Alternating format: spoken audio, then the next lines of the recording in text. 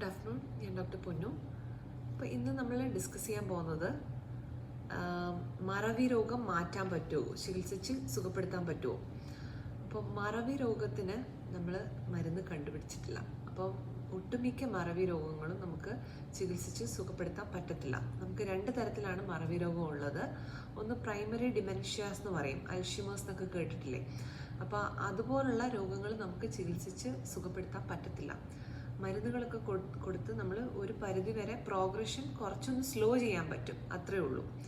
ഇനി secondary dementias അങ്ങനെ ഒരു കുറച്ച് കാറ്റഗറി ഓഫ് ഡിസീസസ് ഉണ്ട്. അതായത് പ്രത്യേകിച്ച് ഒരു കാരണം കൊണ്ട് മറവി ഉണ്ടായത്.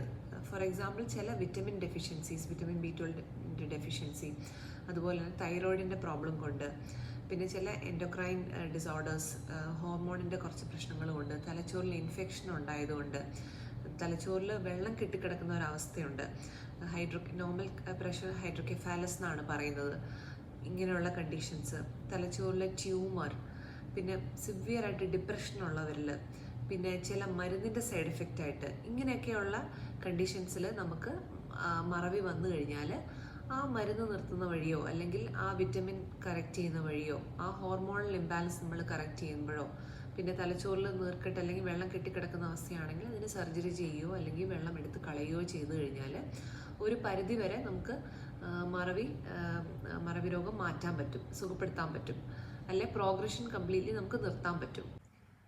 സോഡിയം കുറഞ്ഞാലും ചില ആൾക്കാരിൽ മറവി വരാം. അപ്പോൾ സോഡിയം കറക്റ്റ് ചെയ്താൽ ഈ മറവി കംപ്ലീറ്റ്ലി നമുക്ക് മാറ്റാൻ പറ്റും. പിന്നെ ഈ പറഞ്ഞ കേസിലാണെങ്കിലും, ഈ പറഞ്ഞ റിവേഴ്സിബിൾ കേസസിലാണെങ്കിലും ന്യൂറോൺസ് അല്ലെങ്കിൽ ഞരമ്പിന് കാര്യമായ പ്രശ്നങ്ങളുണ്ടെങ്കിൽ മെമ്മറി ഡിസ്റ്റർബൻസ് നമുക്ക് തിരിച്ച് മാറ്റാൻ പറ്റത്തില്ല.